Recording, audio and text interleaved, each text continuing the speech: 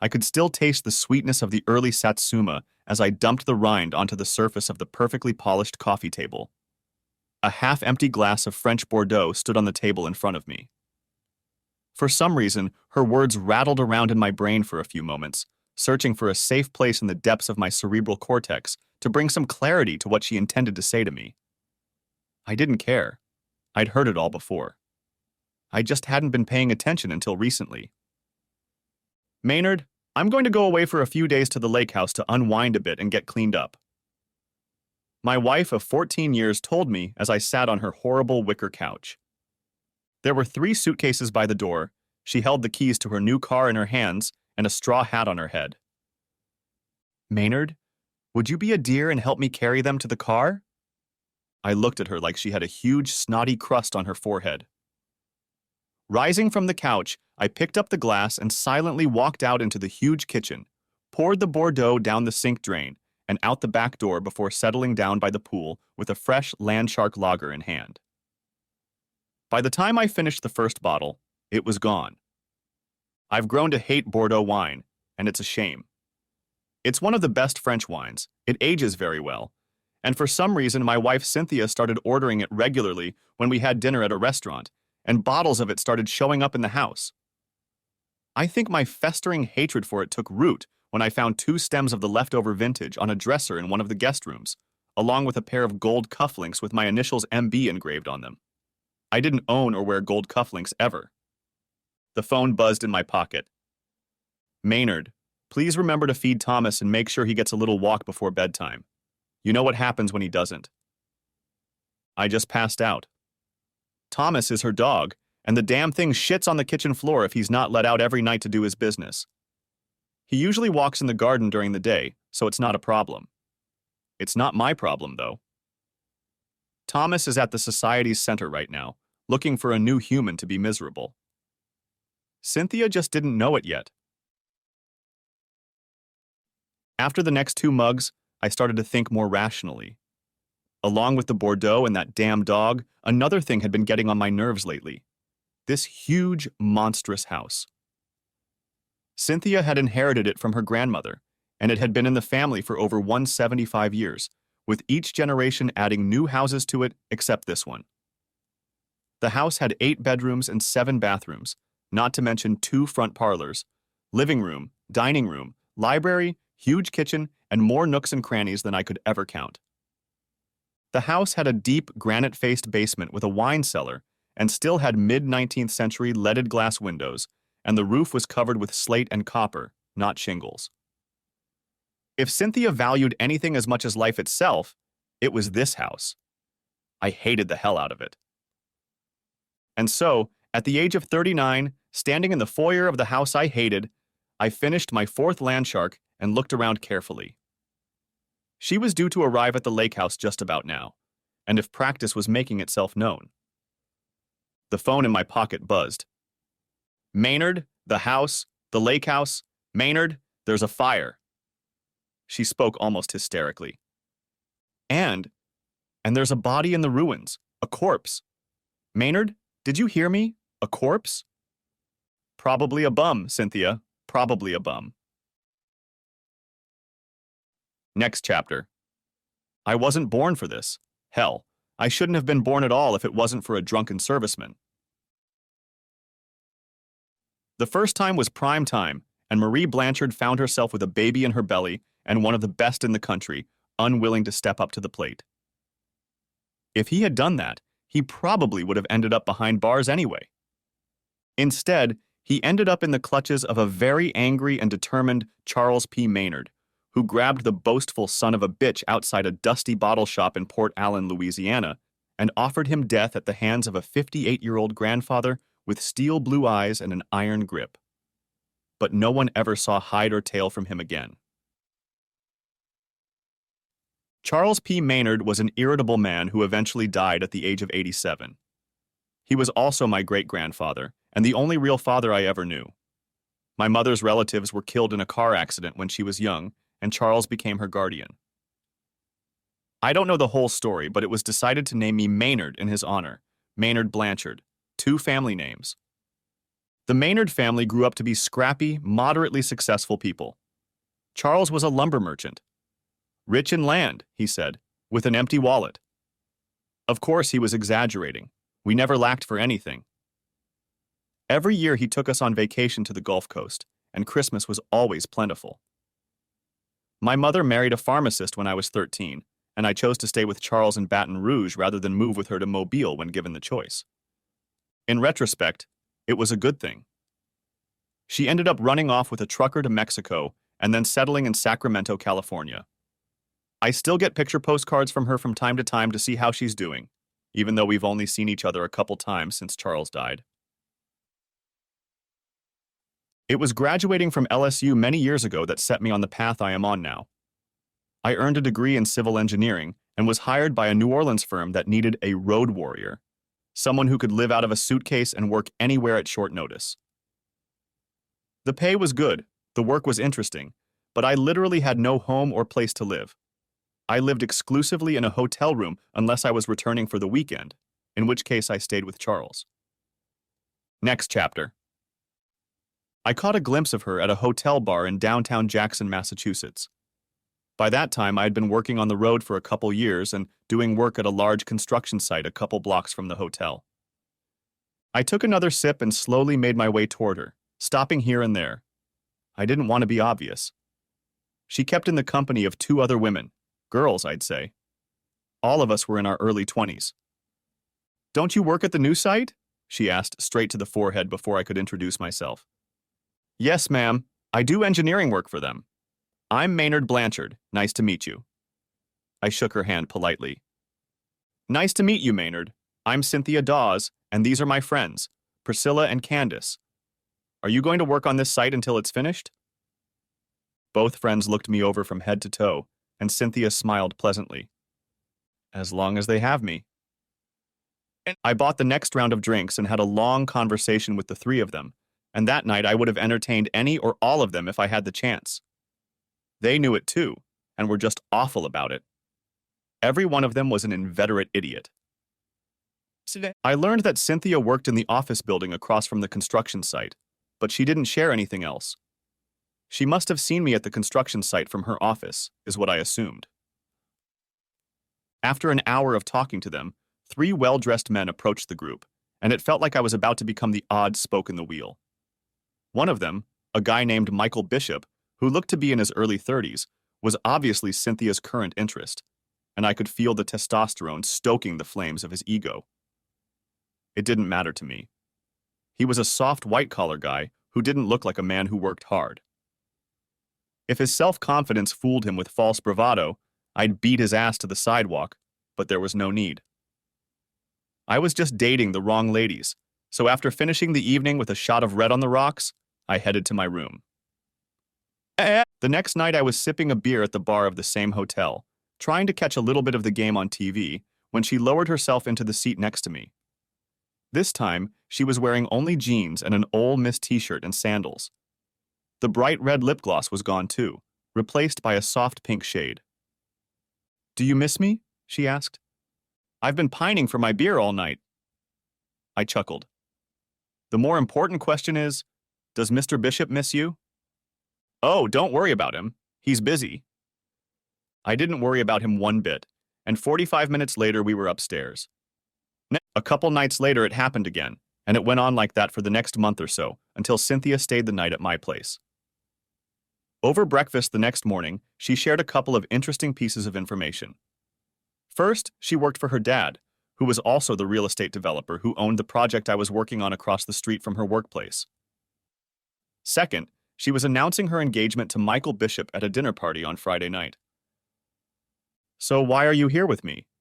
was my immediate question. "Because I like you, and you're really good." Those are two very good reasons under other circumstances, but as soon as a ring is put on her finger, they turn into pathetic excuses. I liked her too, and she was damn good in bed. She continued, "Maynard, it's really not that simple. I was fascinated by you as soon as I saw you trying to sneak into our side of the bar the other night.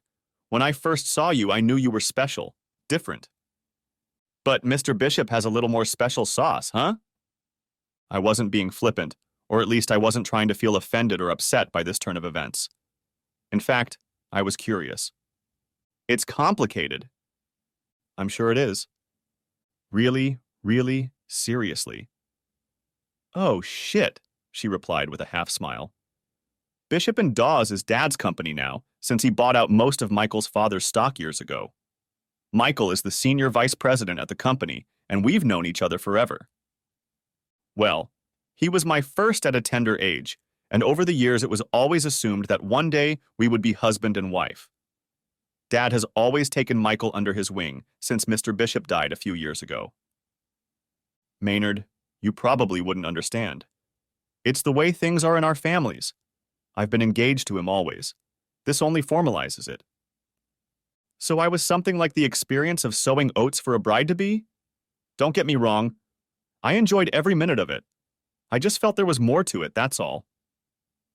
There is. I just didn't expect it to get so messed up. I knew what she meant to say. Money people are different from the rest of us, or they're different from us, or whatever. She was forced to marry a guy she really liked, and she tried something else she liked better, but in the end it didn't matter. In another month I'll be out of this job, and Cynthia Dawes will be Mrs. Michael Bishop of Bishop and Dawes.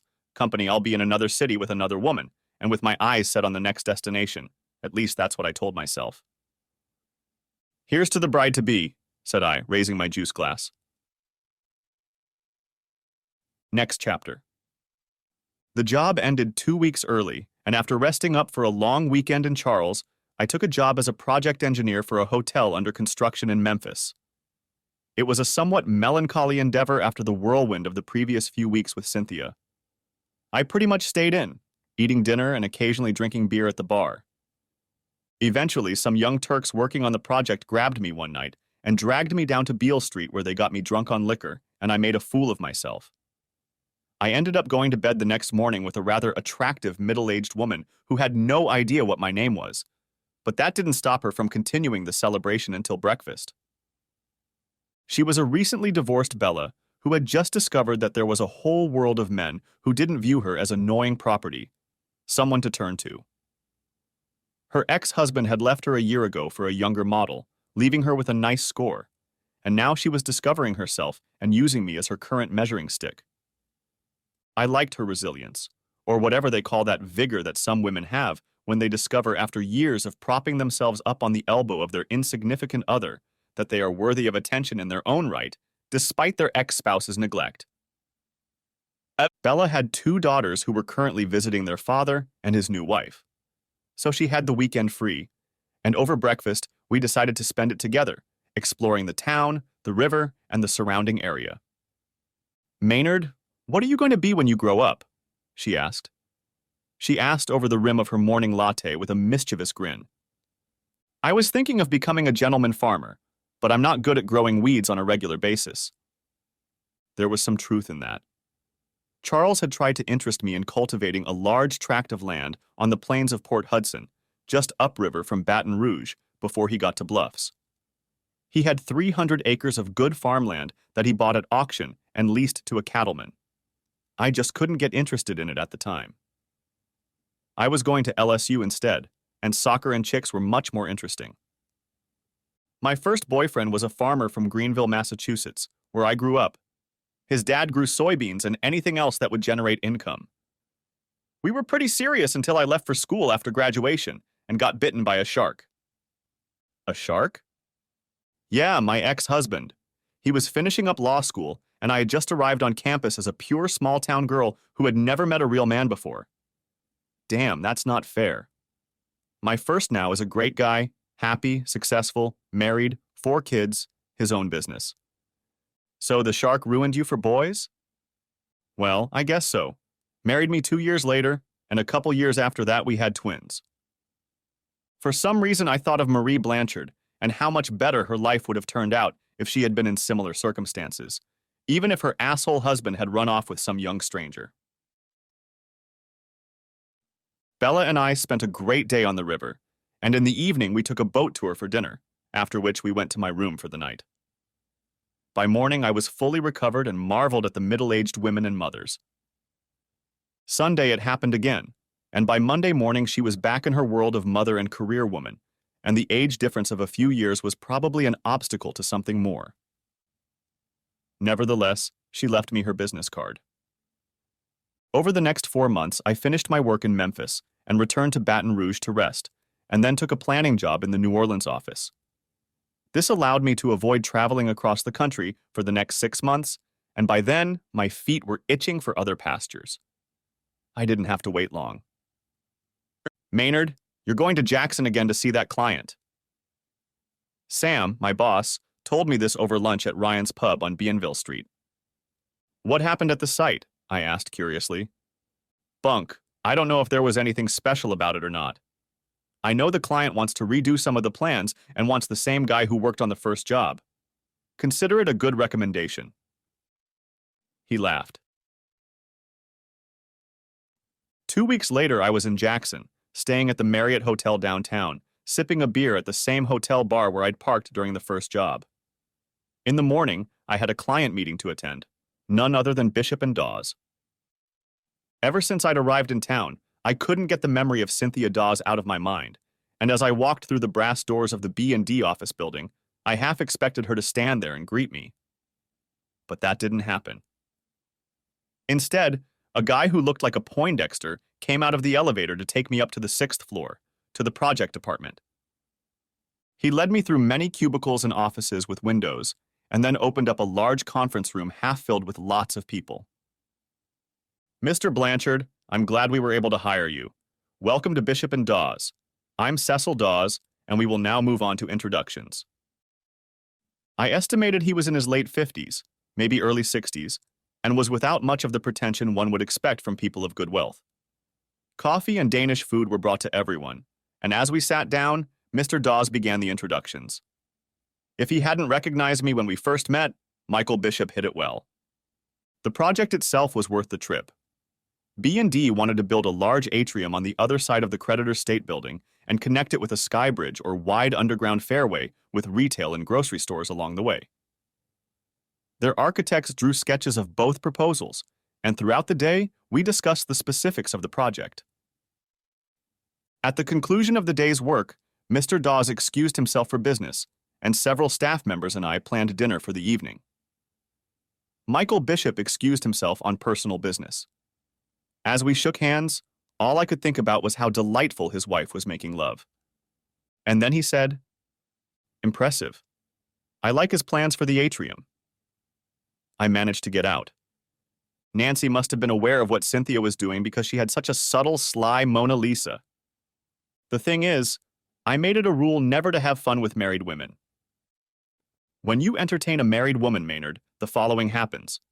First, you mess with something that doesn't belong to you. You might as well break into a man's house and piss on his carpet.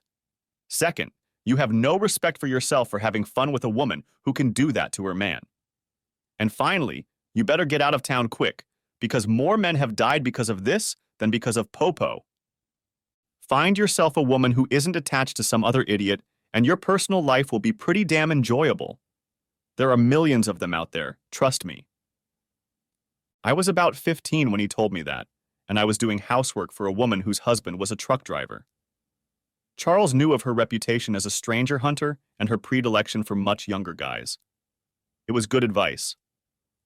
Her husband caught her in bed with a guy from Prairieville and shot both of them. He didn't kill either of them, but he spent 6 years in Dixon, and she still walks around with shackles. It was getting harder and harder to take Charles's advice that night, but here Cynthia made it easy. After a couple drinks and a chat, she and Nancy parted with a hug and a kiss. I ended up sitting at the bar contemplating whether I should finish my beer or go upstairs to manually deal with my frustration. I compromised and did both.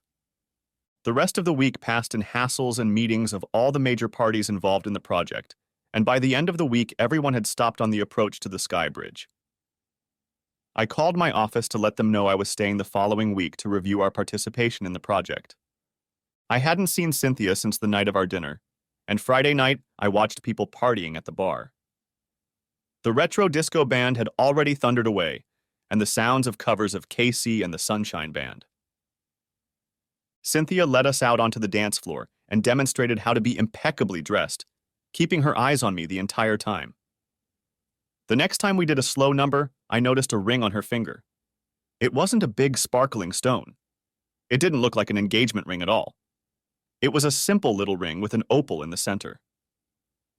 Don't you think Mr. Bishop will be a little alarmed to find his woman in the arms of another man tonight? He's leaving for a party in Houston for a couple of classmates from Ole Miss. He'll be back just in time for your meeting with the team Monday morning. Well, that's not exactly what I meant, I replied questioningly. The song ended, and I recommended that we grab our drinks and sit down at a table.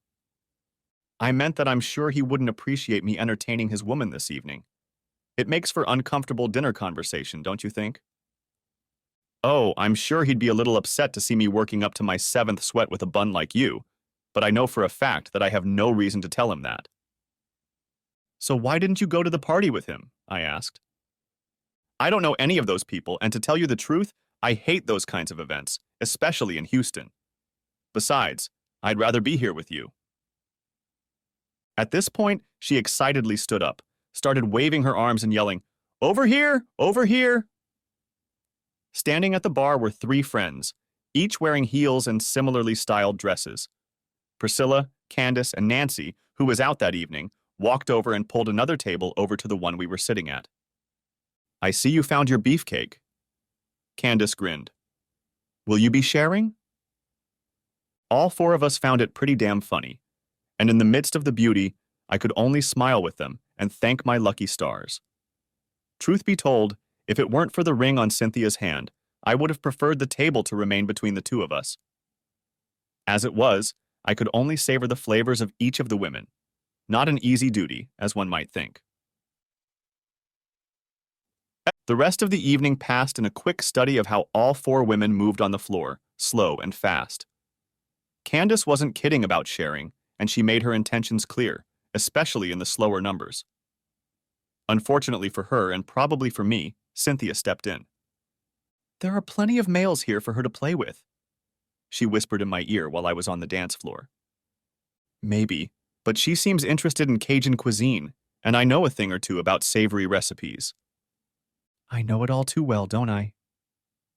That's how the conversation went, and by the time we sat down at the table again, Candace and Nancy had managed to hook up with a couple of very lucky young men, and I was calculating my losses. "Don't look so glum, Mr. Blanchard. The night is still young." Cynthia smiled broadly. "Priscilla, let's dance." With those words, I left Mrs. Cynthia Dawes Bishop seated at the table, and Priscilla began to rouse me. "Do you know that she intends to repeat the fabulous night you 2 had before she and Michael had the announced dinner?" "Maybe so, but my long-established code of conduct tells me Michael Bishop has nothing to worry about." She only grinned to herself and looked around the room with a brief glance. "Oh dear, I don't see Mr. Bishop at all," and she burst into gleeful laughter as we returned to the table. By then, the others had returned, and Cynthia ordered around the table. "Here's to a lovely evening, ladies. Mr. Blanchard and I have more important business to attend to." This way, came in unison from all 3 young women as I sat in bewilderment. All 3 rose and rejoined the crowd.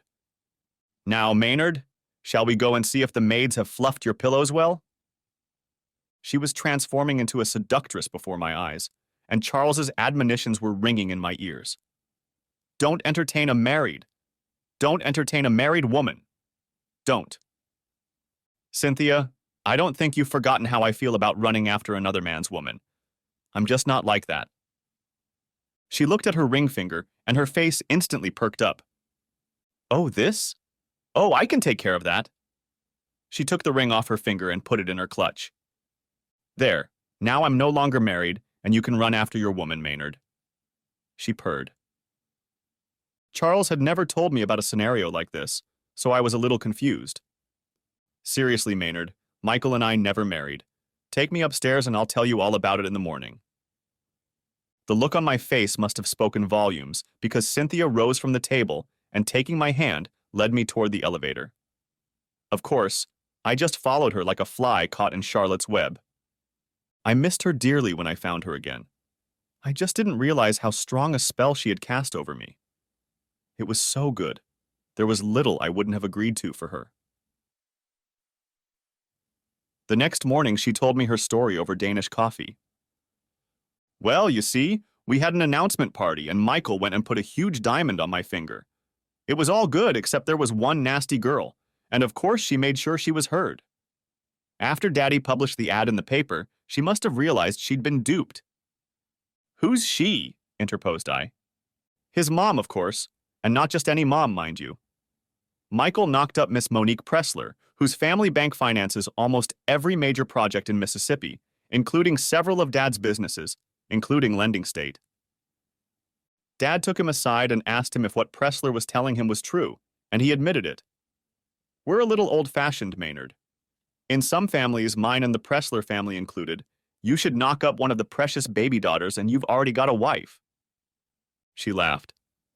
So the marriage was called off, and it stayed that way for a while until Michael and Monique had their big wedding.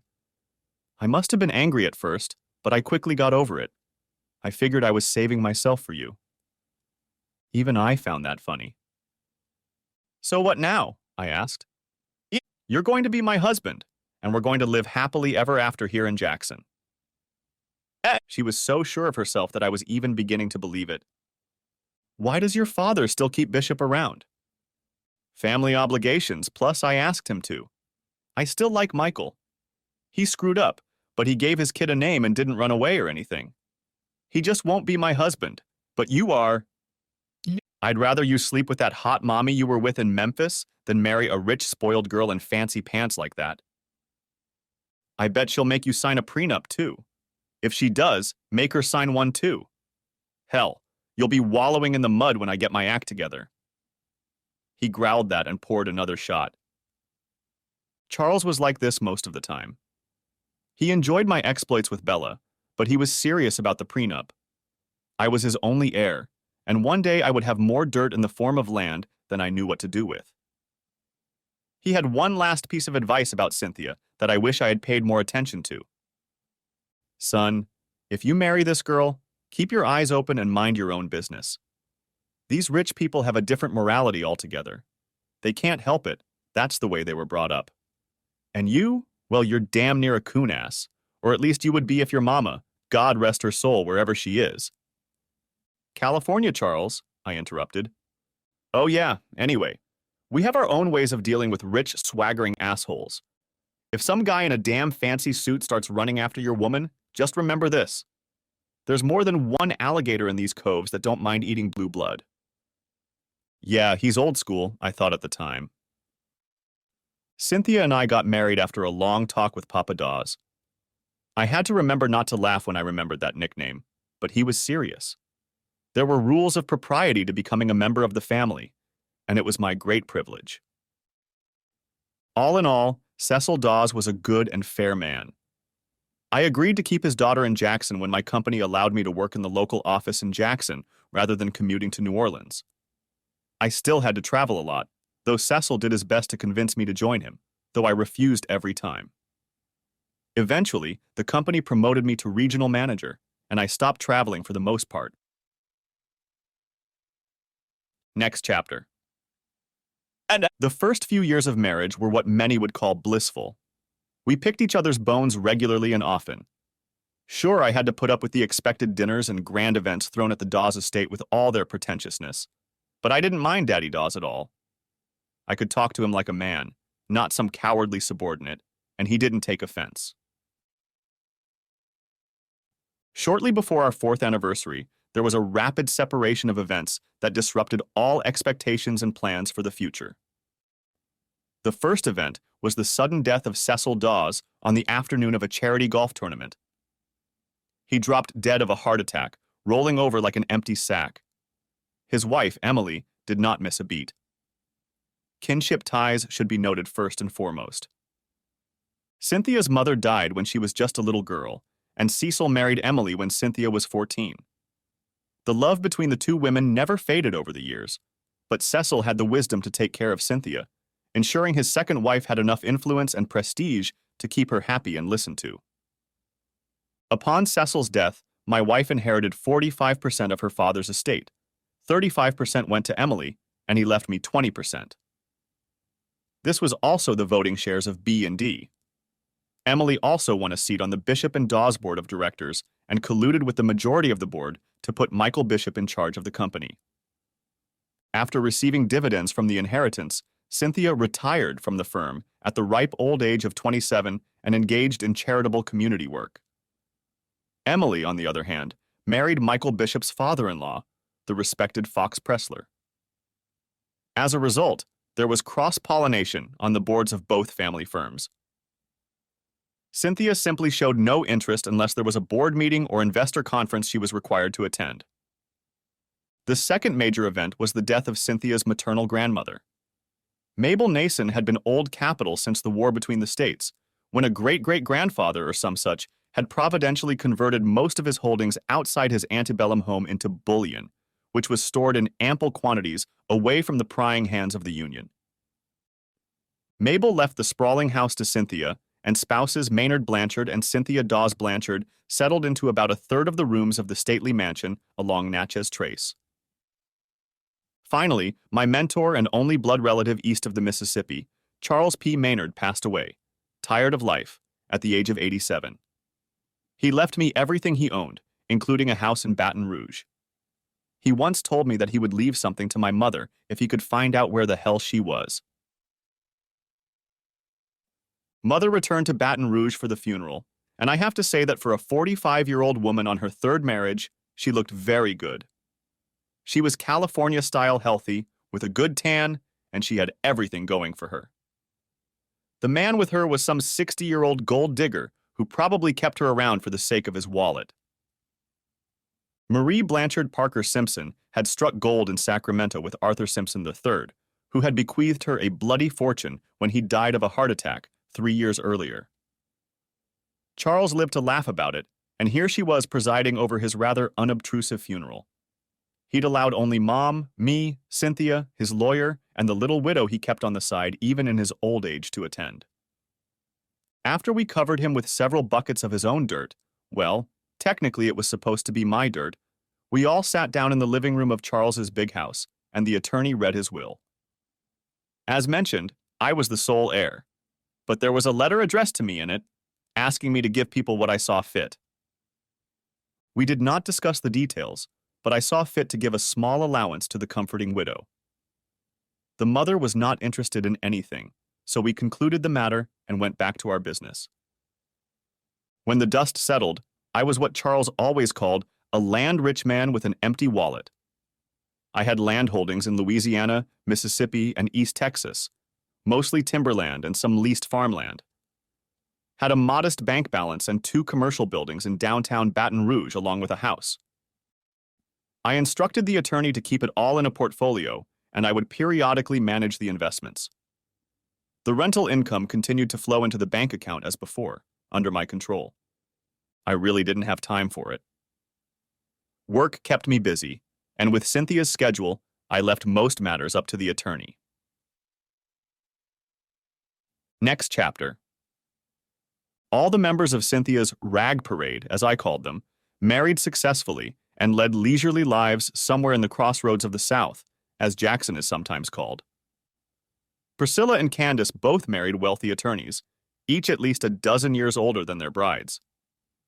Nancy hit it off with a former Ole Miss soccer hero who was a state senator at the time and was going to run for Congress when he managed to raise enough money to pull it off. In their spare time, they preferred to lodge at the Nason house on Natchez Trace, with Queen Cynthia holding court. I suppose I didn't mind much.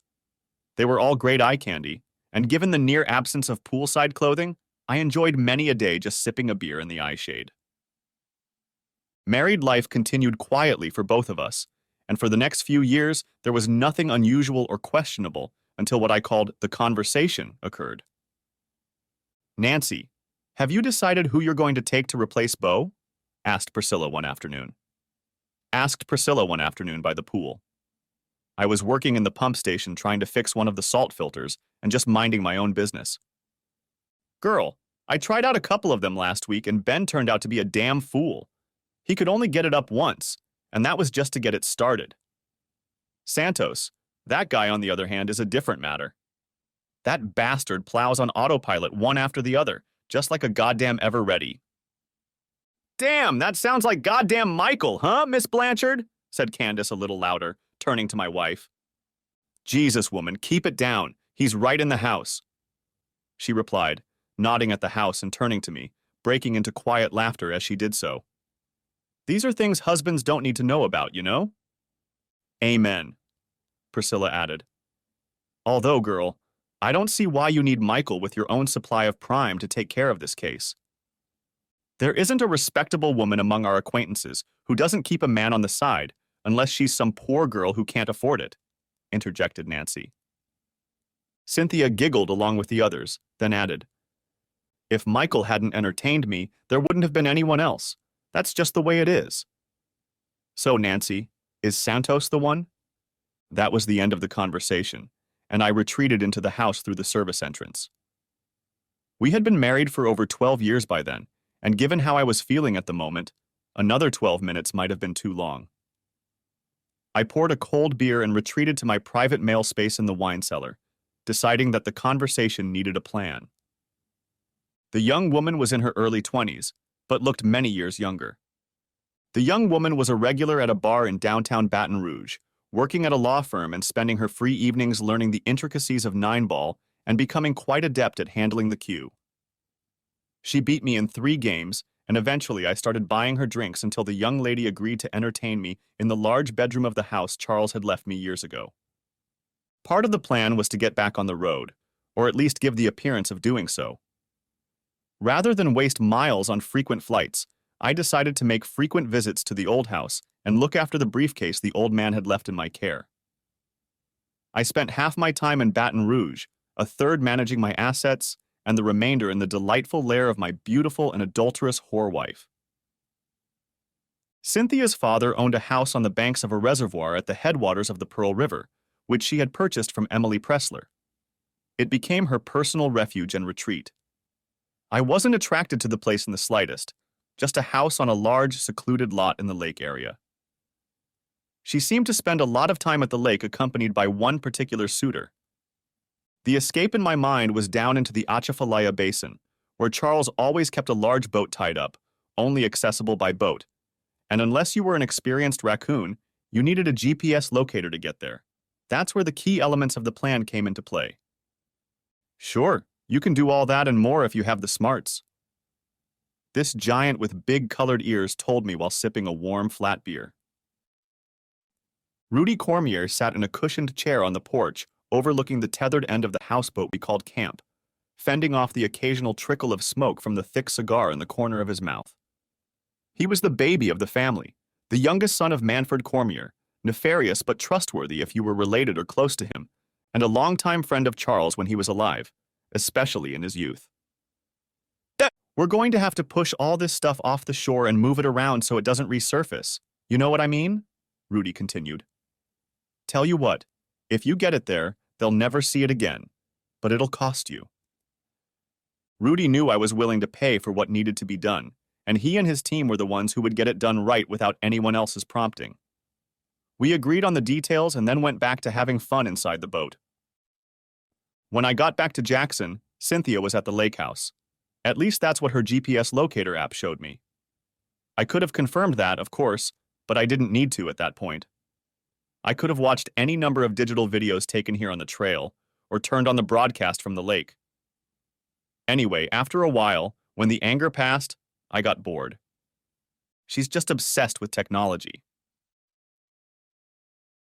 Shortly after the conversation, I hooked up both places, and a week later I had a video from one of the guest rooms where I watched 2 longtime lovers enjoying a bottle of Bordeaux. In retrospect, I regretted not turning on 2-way audio in the room so I could applaud their performance, but that would have been a bit premature. Either way, I needed to put my plan into action.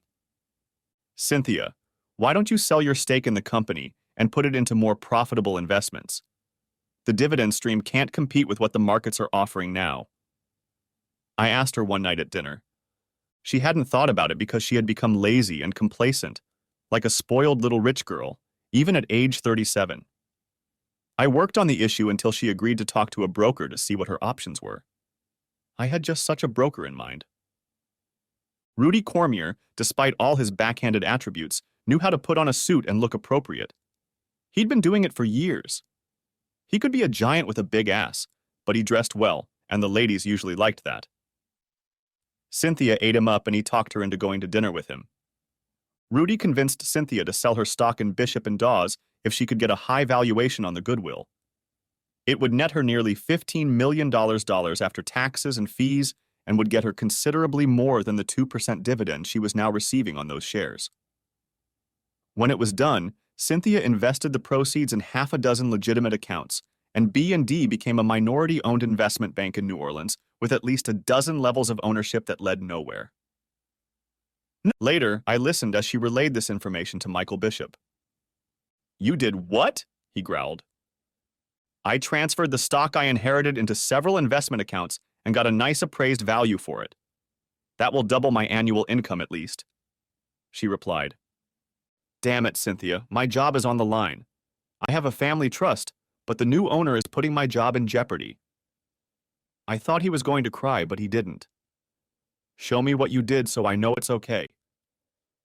The two of them jumped off the bed and ran to the upstairs office where Cynthia pulled up her accounts online and showed Michael the results of the transfer. He knew she'd gotten a damn good price, better than anyone else who'd ever contacted them. If she hadn't been such a goddamn slut, I might have felt better about getting such a good deal. I was past the point where I didn't care about Cynthia's loyalty. Charles's admonition had haunted me a couple times. I had to take care of business. Watching her have fun with her lifelong lover, which by the way was supposed to be me, fueled my desire to make things right, which meant I needed to turn my attention to Michael Bishop. All I needed was an alligator with a predilection for chicken shit. He had been CEO of B&D for over 9 years and had settled comfortably into the position with only moderate success. However, with the support of his father-in-law's wife and Cynthia's adoptive mother, Emily Pressler, Michael Bishop decided that an atmosphere of arrogance and privilege suited him better than others. Add to that the fact that he was entertaining my wife, one of his chief benefactors, and the stench of his lover was beyond me. Still, I had to hang on. I continued to give my powers of attorney to Emily Pressler, and with her, Bishop continued to play his part in the big corner office. A certain investment firm on Canal Street in New Orleans was in no hurry to change things just yet. Cynthia was getting sloppy. The two of them were leaving an empty bottle of their precious French Bordeaux in the guest room, thinking the maid would pick it up. He even forgot a pair of 24-karat gold monogrammed cufflinks, leaving them on the bedside table. As it seemed to me, feeding time was coming to an end. Next chapter. The trigger was pulled when I met with Emily Pressler and informed her that I was turning my proxy over to Manicourt and Sizemore, a private equity firm out of New Orleans. They would make their move at the next quarterly board meeting. I already knew that Emily would immediately inform Michael Bishop of his impending doom, and the first person he'd blab to would be my wife. "Those bastards! Your husband gave his proxy votes to those idiots you sold your shares to. Do you realize what that means? Do you understand?" Cynthia looked at him a little puzzled. "You have a family trust, Michael. What's the problem?" He looked at her with amazement on his face. "Cynthia, my salary is 3 times what I get from trust sources." He threw his wine glass into the fireplace with anger. "That's all well and fine for you. You sit on millions and live at your pleasure." She tried to soothe him, but in doing so, she added fuel to the fire of his anger. "Don't worry about it. I'll take care of you." She may have meant it, but for an ant who considers himself an alpha dog, being perceived as a kept woman is a bit humiliating. He removed her from his lap and jumped to the floor before grabbing his jacket and walking out the front door. I, of course, was watching the action over the remote channel. "You need to go back to Jackson and play at home, Maynard." Rudy Cormier said this with a small smirk and a hint of gold in the upper corner of his mouth. "It's time to play ball." With those words, the wheel started turning, and I headed back to Natchez Trace. Cynthia had left for the afternoon, and the house was quiet except for the little shit dog who sat there looking at me like I was trespassing. One of the amigos had gotten her a purebred little Yorkie for her birthday, and he never learned to stop shitting on the kitchen floor. An hour later, he was locked up at the local animal welfare society, and I was back in the house. Call me an angry, neglectful creep, I don't care. I never heard her come in that night, and when I woke up the next morning, I was out of the house before she could wiggle her toes. By the time I got back around lunchtime, she was getting ready to leave the house again. Maynard, I'm going to go away to the lake house for a few days to unwind and clean up a bit. My wife of 14 years told me as I sat on that awful couch. And I could never get over the fact that Cynthia liked the setting, but it was her home, and it wasn't a big deal to me as long as I had my own safe zones to retreat to when I needed to. Right now, it didn't matter in the slightest. A few minutes later, she drove out of the house and headed for the lake, while I lounged by the pool and quickly straightened up a six-pack of Landshark Lager's beer. I know it's a light beer, but I like it anyway. I needed the beer to answer her last call. Maynard, the house, the lake house. Maynard, there was a fire. She spoke almost hysterically. And there's a body lying in the rubble. Maynard, did you hear me? A dead body? Probably a bum, Cynthia. Probably a bum, was my half-drunken reply. When Cynthia pulled up to the lake house, it was already completely engulfed in flames. It was a smoking hulk of ashes and charred logs, with police and firemen crowding around it. Picking through the wreckage, the firemen found a partially charred body in a bedroom. In a state of hysteria, the police officers tried but failed to get any cognitive answers from Cynthia and postponed the questioning until a later hour. By the time they succeeded, investigators quickly determined that arson was involved. Whoever set the fire was careless and amateurishly used too much accelerant to start the fire. 2 investigators showed up at the house around 5 p.m. that evening and asked to question me about what I knew or understood about what had happened. Fortunately, my attorney had arrived early to discuss a number of investment matters, including my current ownership of Bishop & Dawes stock. Of course, everything coincided in timing.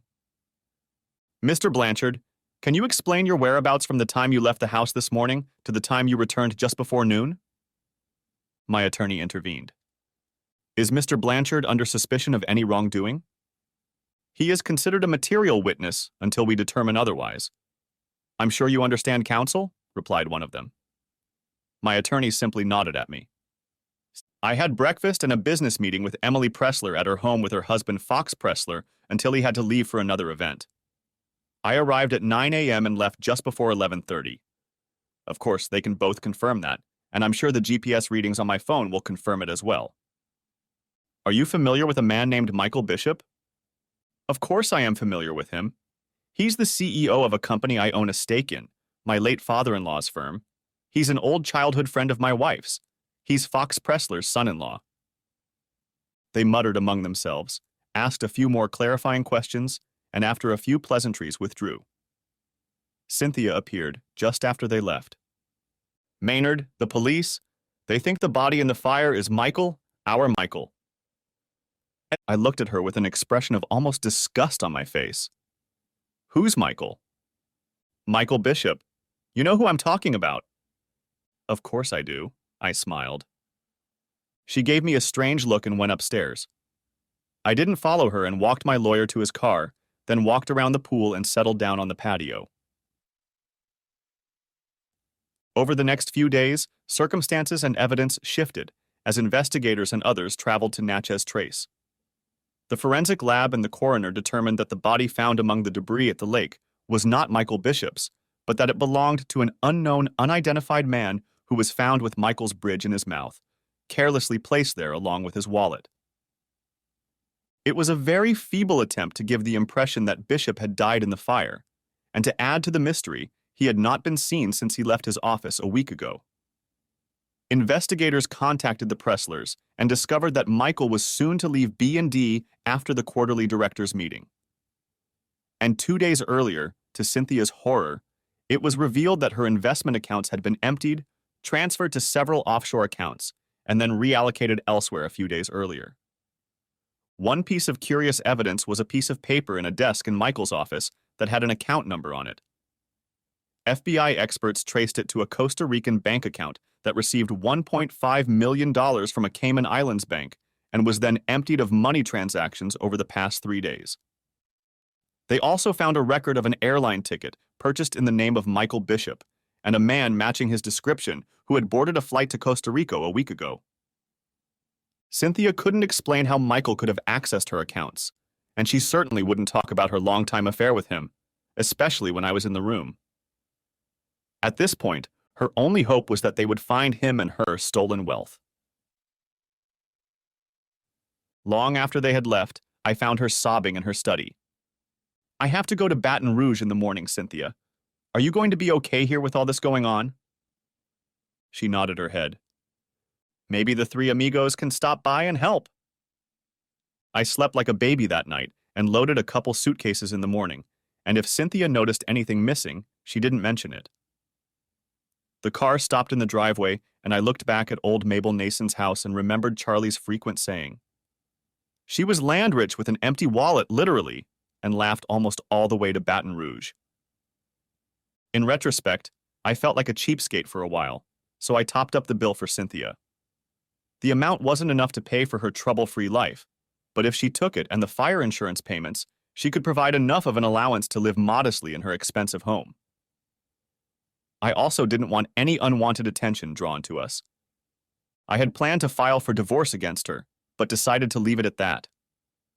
I didn't want publicity, so I made frequent trips to Jackson to pay my respects to the couple. One evening we spent with Cynthia on the banks of the Pearl River, where we had a come-to-Jesus meeting. It was well after the police and FBI had left and gone about their business. "Cynthia, why was Michael Bishop found on the lakeshore?" She didn't want to answer at first, and before she could answer, I stepped in. "I'll put it as plainly as only this simple Louisiana boy can. I'm going to assume that you've been having an ongoing affair with that son of a bitch for years. Now, before you answer me, think carefully. You don't know what I know, and you better believe there are enough good old boys in the bayou who can make a small group of silly Jacksonian girls squeal the truth until their lungs burst with energy. Do you know what I'm talking about? If so, tell me the whole damn truth, starting from the beginning." Her lips quivered and I thought she was about to cry, but she didn't. Instead, she went to the beginning and confirmed what I already knew. What I didn't already know shocked me, and afterward, I walked her home in silence. When I was in Jackson, I was a loving husband, but the dynamic had changed. I was not Cynthia Dawes Blanchard's husband. She was Maynard Blanchard's wife, and she wasn't going to forget that as long as I allowed her to remain so. How long that would last, I didn't know. Michael was now considered the instigator of the fire, the deception and theft of Cynthia's account balances, and was on the FBI's active wanted list. Somehow I doubted he would surface. For the most part, Cynthia was back to her old self, but every now and then I noticed the fear lurking somewhere inside her gaze. She was still beautiful, men were still chasing her, and as far as I could tell, her friends were still having fun with their husbands. But since she was still under surveillance, I never once saw her take part in their festivities. I was reminded of her words that she said when I first heard this conversation. "If Michael hadn't entertained me, there wouldn't have been anyone else. That's just the way it is." That may have been the impetus behind the creation of the plan. Next chapter. The creaking of wooden planks made the boat sail in the wind, while squalls of tropical rain flooded everything in its path. It wasn't a hurricane, but any tropical storm is worthy of respect in the wilderness. When I was a boy, Charles used to bring me here to the Atchafalaya Basin. "To make a man out of me," he said. And it worked. One day, when I was 14, he left me here alone for a week. I had a couple pounds of beans and a short bundle of sausages and all the condiments I could get in the galley, mostly Cajun seasoning and hot sauce with pepper, salt, and thyme, and garlic and onion powder. I also had plenty of food on hand, as long as I could keep them from biting off. Crayfish and catfish were in abundance for the patient man or boy. Through this experience, I learned to live on my own in America's largest bayou network. I was not alone in this regard. Rudy Cormier, his brother Damien, and an elderly Creole man named Pierre Monet had similar experiences. Each of them could slip away unnoticed, come and go through these swamps without being caught, and on the other hand, nothing escaped their notice. Pierre Monet sat in a corner on a short stool, listening to the incessant rain pounding on the tin roof, his bloodshot white eyes framing his coal-black face. Only the gleam of reflected light gave him a human appearance. His gaze was fixed on a figure in the opposite corner, flinching at his silent stare. A few moments earlier, Pierre's long, bony fingers had been playing a small ukulele, breaking the silence along with the accompanying soulful bursts of lyrical wishes that made the man sitting across from him flinch fearfully. It stopped before I entered the room. I lit another kerosene lantern, and the chimney cast shadows on the walls around us. Rudy Cormier sat at the table across from me. The figure in the corner raised his face, and yellow splashes of light brought to life the jagged features of what had once been a proud little peacock. The sides of his face and the corners of his mouth were bruised in the pale glow, and his eyes were sunken and unfocused. I can't read people's souls or hearts, but I could discern the horror masked on his face.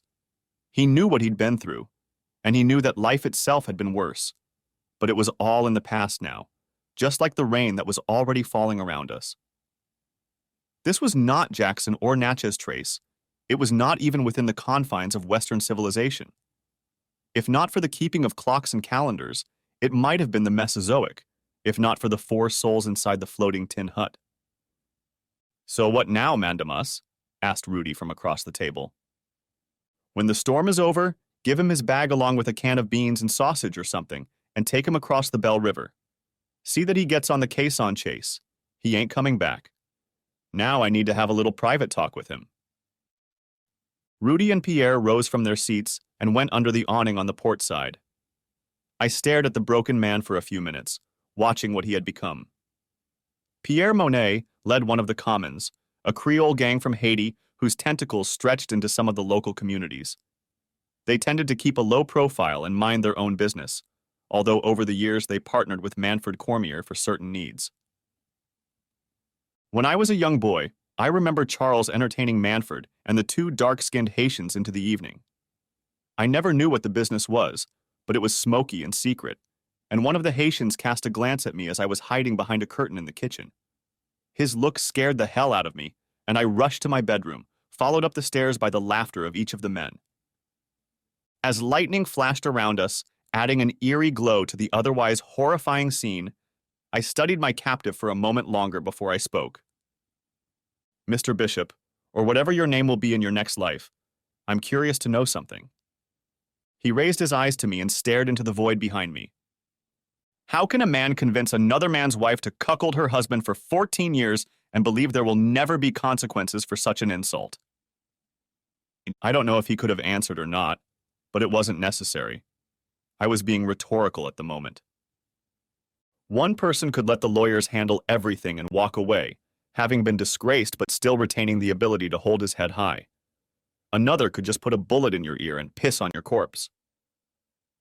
Another could keep your balls in a jar standing on the shelf of an old tin rig like this one. And then there are people like me, Michael, who prefer you know that life is one constant woe after another, and you don't know when some unknown voodooist is going to add a new twist to your life. So that's where we left off today. But I still have a few questions. Do you understand me? He hesitantly nodded his head. "Okay, let's get started. You and Monique have 2 children, right?" Okay. "When you and Cynthia were still planning to get married, well, before you were forced into this failed relationship, did you both ever talk about having children?" He looked up startled. "Answer me." "Yes, we did," he replied, but the words were half out of his mouth, which was missing several teeth and one bridge. She wanted children. I wonder if she wanted kids. Why do you think she and I never had kids? At this point, I realized that the purpose of my interrogation had become clear to him. "If you don't tell me the truth, I'm going to cut the life out of you right here." She had a miscarriage, and after that, she couldn't have children. Well, that was the truth, but I needed the spoils. "How did she miscarry and whose baby, yours or mine?" I looked at him intently, and he knew the answer would keep him alive or cut it short. "It was your baby." How did it happen? She fell. I waited, looking at him. She fell after I hit her. Tell me the whole story.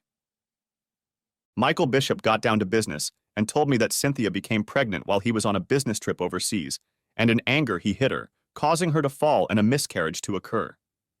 He went on to describe how he demanded that her fallopian tubes be cut and tied, depriving me of my desired child. At that moment, she belonged to him, even though she was mine. There was no way she would have told me that if she hadn't been forced to. I wanted to kill him right then, even though I already knew everything he had told me. Instead, I left everything else in the shadows and poured 3 fingers of brandy. Michael Bishop would soon be someone else and never set foot on these shores again. For the first time in our marriage, my wife had come back to me, but I didn't know if I wanted her back. That's the funny thing about women, marriage, and love. Sometimes love has nothing to do with it, at least with some Jacksonians. They marry for privilege and position, and they don't care. Michael Bishop was screwed. The 2 of them had screwed me up, and now I had to clean up the mess. The storm ended 2 days later, and Pierre Monet took a bewildered Michael Bishop out into the moonlight and put him on a small skiff that was to begin his journey to a Haitian-registered freighter called the Caisson Chase. He was given a small plastic bag containing a new ID and passport and $300. His backpack contained 3 changes of clothes and several cans of kipper snacks. 6 days later, the ship departed New Orleans for the Dominican Republic. He and I both knew that there was not a shadow of a doubt, not the slightest doubt, that he would never be heard from again. And if he did show up, the voodooist would massacre his tongue among other organs. Rudy Cormier and I completed what we had set out to do, restored my dignity, and in doing so changed the lives and destinies of several people. I had to give 30% to Rudy and his associates and 20% to Pierre Monet and his men, leaving me with half of Cynthia's fortune. I also got a new job. Next chapter. Good morning, Mr. Blanchard. My assistant Wendy greeted me with her usual cheerful banter. As I entered the newly renovated 8th-floor corner office on Laurel Street in Baton Rouge, I couldn't help but notice the sly grin on her face. Maynard and Sizemore had held a quarterly meeting and hired me to be the CEO of Bishop & Dawes, a move from Jackson to Baton Rouge. Truth be told, I didn't know anything about running a company, but I was a damn good engineer and could learn. Plus, with Cormier's seat on Maynard and Sizemore's board of directors, I knew I had resources I could call on.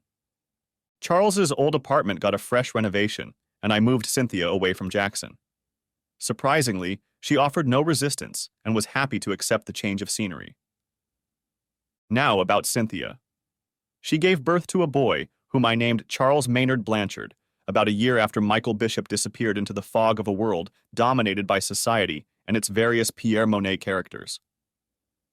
Instead of trying to repair her fallopian tubes, the doctors recommended artificial insemination using her own eggs, and it worked to our satisfaction.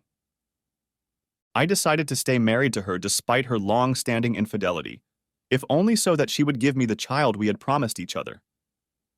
If she became infertile because of her unfaithful actions, I would leave her to her fate. But that didn't mean we had a previous marriage. I was very reserved, but I had hired Wendy as my assistant for a reason, and typing had nothing to do with it. Did it make me a kinder guy? On the contrary, I became hard and callous, even though I could smile, have fun, and have a great time with anyone. I could make love to my wife and know she wouldn't be tempted again, and I could raise my boy knowing he would make a good Louisiana man. On the other hand, somewhere out there was a man with a new name, always wondering if there was a ghost from the past waiting over his shoulder. Epilogue. 18 years after Charles M.'s arrival, the creaky planks groaned softly as the wind gently pushed the dock toward the floating shack tied to the pier a few miles up the Bayou Chene. The storm had subsided hours ago, and now only a light breeze remained as the clouds changed to clear skies. "I have no idea why you men like coming here," exclaimed Cynthia.